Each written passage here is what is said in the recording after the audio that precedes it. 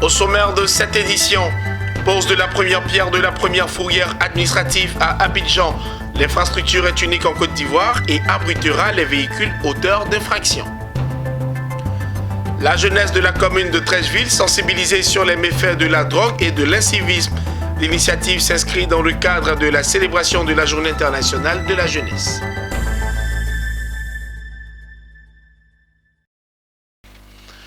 Bienvenue, mesdames et messieurs.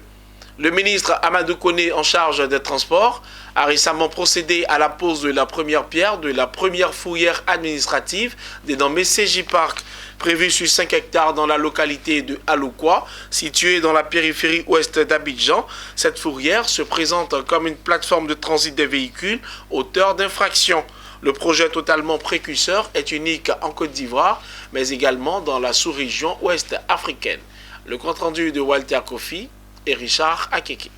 Le coup d'envoi des travaux de la fourrière administrative moderne CGI Park a été donné par le ministre des Transports Amadou Koné. D'un coût de 3,7 milliards de francs CFA, cette infrastructure prévue sur une superficie de 5 hectares comprendra 2 parties essentielles constituées d'aires de parking et une zone administrative. La zone administrative qui sera réalisée sur 14% de la surface comprendra 2 blocs de bâtiments pour les bureaux, un garage pour la maintenance des véhicules, un parking des véhicules de la police spéciale, de la sécurité routière, un poste de contrôle radio, une salle de vente aux enchères, une cantine et une infirmerie. La zone de parking, y compris les zones de circulation des véhicules, représente 72% de la superficie, soit 4 hectares pour un aménagement d'environ 1500 places de stationnement. L'objectif de la réalisation d'une telle fourrière administrative est de conduire à un changement progressif du comportement des usagers de la route au travers d'un dispositif répressif efficace.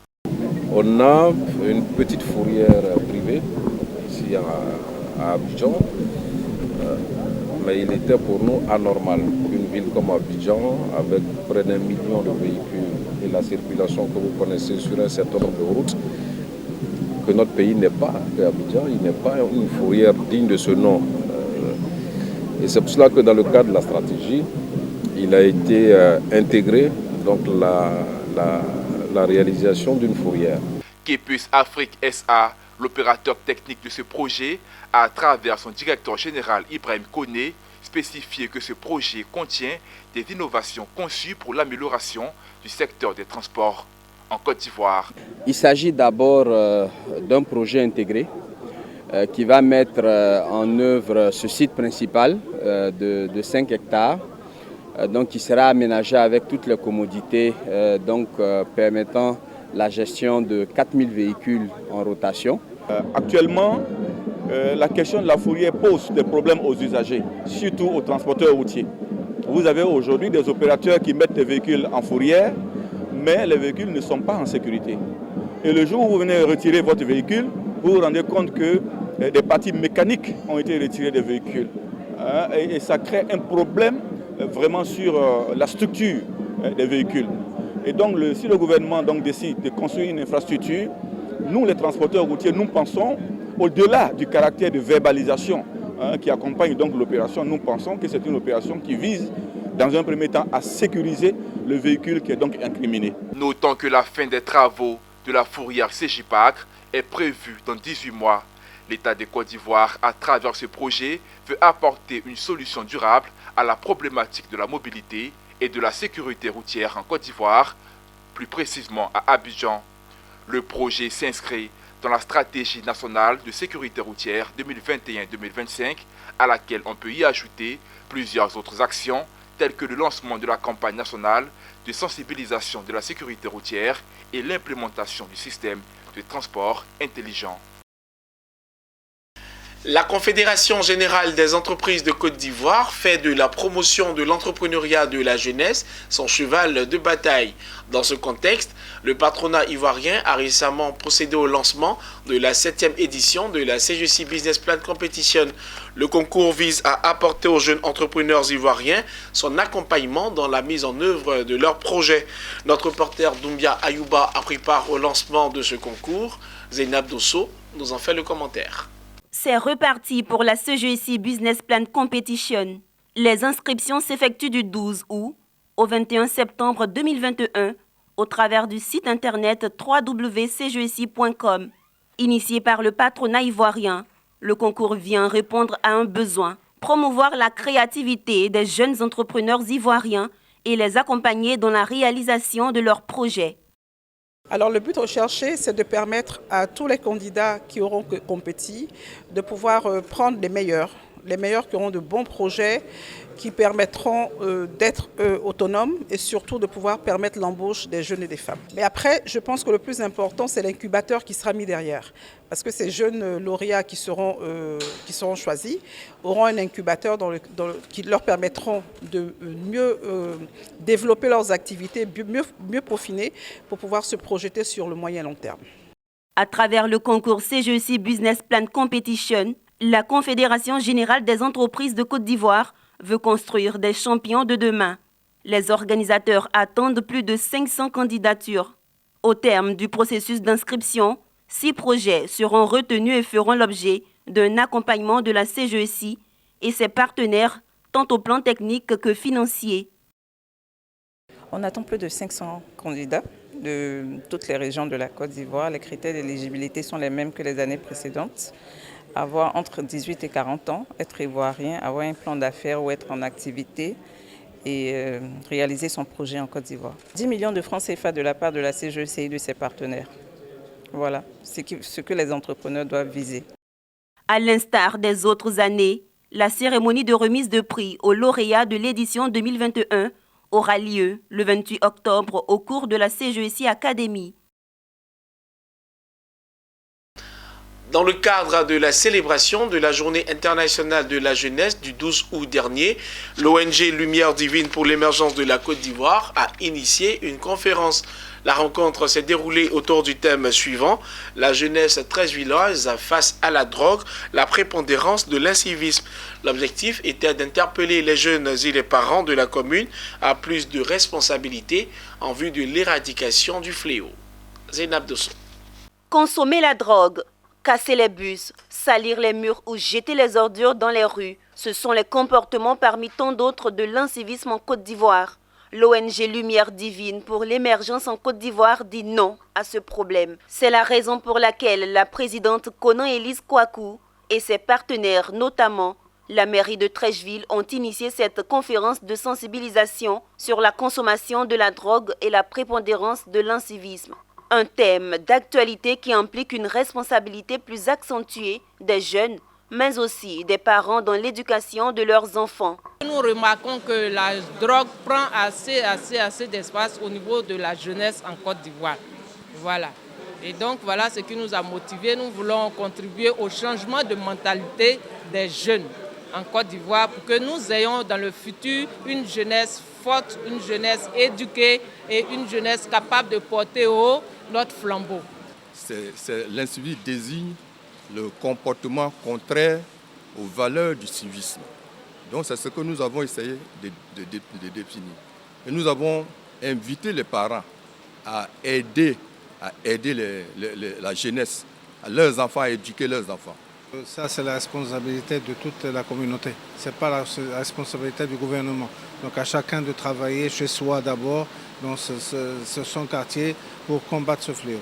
Depuis 2 jours, les responsables de l'ONG Lumière Divine pour l'émergence se tiennent aux côtés de la jeunesse du Mérite International section Treichville. Avant cette conférence de sensibilisation, des activités d'embellissement du centre social du quartier Entente ont été menées au grand bonheur des riverains. Nous sommes très contents de cette conférence parce que avec ce qui vient de se passer, j'espère que ça servira de leçon à plein de jeunes, puisque actuellement nous sommes vraiment dans un fléau où tous les jeunes sont adonnés à la drogue.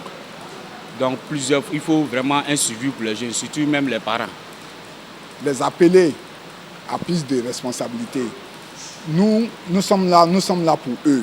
Nous nous organisons, nous nous forçons enfin de les mettre sur le bon chemin.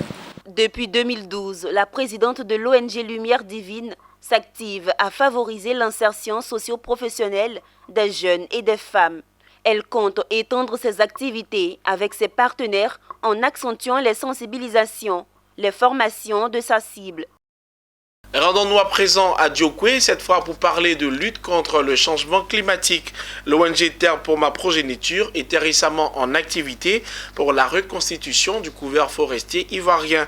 Elle initie une opération de planting d'arbres dans le département. Théodore Kanga. C'est autour du slogan « Un arbre pour freiner l'élan du soleil » que s'est déroulée la cérémonie de planting d'arbres le long de la nouvelle voie menant au collège Legbegui Yao Jules de Djokwe. Une initiative de l'ONG Terre pour ma progéniture. Cette opération vise, selon le président de l'ONG, à lutter contre le réchauffement climatique. L'activité de planting d'arbres qui nous réunit aujourd'hui, qui a pour thème un arbre pour freiner l'élan du soleil, a été initiée après une enquête menée par l'ONG Terre pour ma progéniture en 2020, révélant les causes des absences répétées de nos élèves, desquels font partie la forte chaleur due au soleil entre 11h et 15h45, que cette journée a été initiée.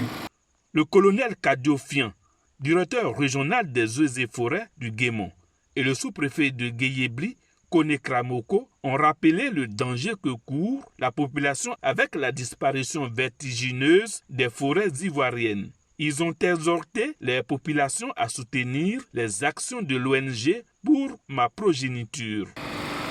Le gouvernement ivoirien a adopté en 2018 une nouvelle politique forestière qu'on appelle et dénommée politique de préservation, de réhabilitation et d'extension des forêts. Et cette politique a pour objectif de porter le taux de notre couverture forestière à 20%. Je voudrais donc vous confier ces arbres qui seront plantés, surtout la jeunesse. Vous avez pris tout à l'heure l'engagement peut-être d'adhérer au projet. De 16 millions d'hectares de forêt en 1960, il n'en reste aujourd'hui plus que 2,9 millions, soit un taux de 9,2%. La Côte d'Ivoire souffre d'une dégradation continue de son couvert forestier. Cela risque de provoquer à la longue la disparition totale de nos forêts à l'horizon 2035 si rien n'est fait.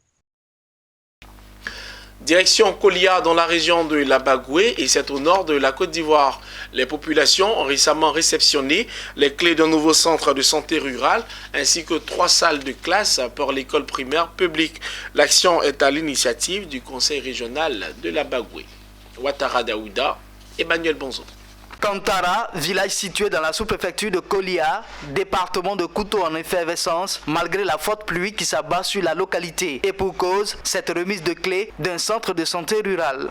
L'infrastructure sanitaire vient les soulager en les évitant de parcourir des kilomètres pour l'évacuation des malades. Je pense qu'on ne va pas rentrer dans nos réalisations dans la zone. Mes chers aînés, Gosier, ma satisfaction aujourd'hui, de Pundiali jusqu'à Tengrela, tous les villages sont équipés au moins d'un centre de santé. Les populations ont salué les actions du conseil régional et promis d'en faire bon usage. En tout cas, centre de santé bâti par le grand Bamba Siama que nous tous connaissons, le grand bâtisseur de la Bagoué, et celui-là qui donne la paix, la joie au cœur de toute la population. Je dis un grand merci au président du conseil régional.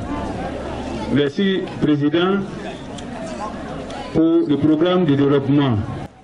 Afin de permettre à la jeunesse du village de Kantara de s'approprier la gestion du centre de santé rural de la localité, le président Siama Bamba a procédé à l'investiture du nouveau président de la jeunesse. Après Kantara, cap a été mis sur le village de Fandougou pour la remise des clés d'un bâtiment de 3 classes plus bureaux. L'infrastructure éducative va résoudre le déficit en salle de classe dans ce village. C'est dans une ambiance festive que ces remises de clés ont pris fin dans la sous-préfecture de Kolia.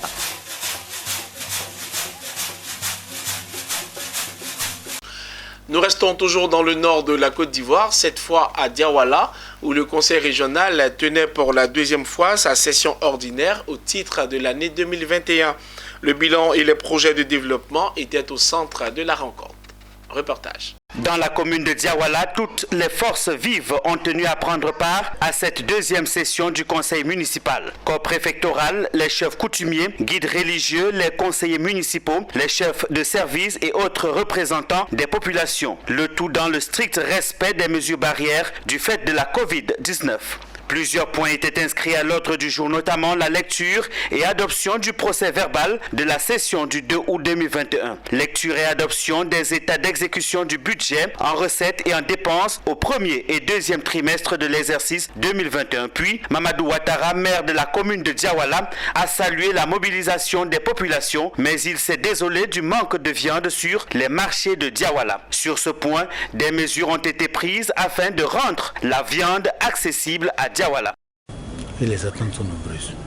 Et je pense qu'un projet, on aura dans les prochains jours, c'est prévu au budget, la construction d'un centre de santé à Tapui, l'aménagement d'un site pour laboratoire moderne, et bien d'autres infrastructures, notamment dans l'eau, l'aménagement certainement du CLAC.